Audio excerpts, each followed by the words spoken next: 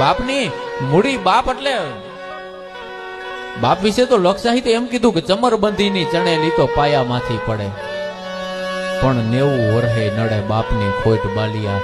બાપ જઈ વયો જાય તઈ ખબર પડે કે તત્વ કેવું છે.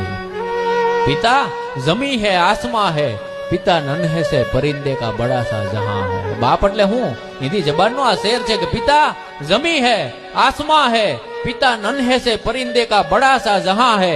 पिता है तो सपने है, पिता है तो बाजार के सब खिलौने अपने है.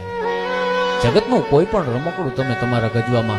મારી લખેલી એક લાઈન હતી કે બાપ એટલે અલાદીનનો એક એવો ચિરાગ કે જેની દીવીને તમે ગમે ત્યાં કહીએ ને દુનિયાનું મોંઘામાં મોંઘું રમકડું તમારા ગજવામાં નાખી શકો.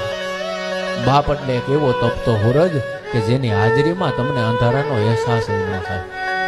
ઈ બાપ છે, ઈ બાપ એની દીકરીને વયો જાય પછી પણને ખાલી સમજતો હોય છે કે હવે મારી પાસે બીજું કાંઈ નથી રહ્યું.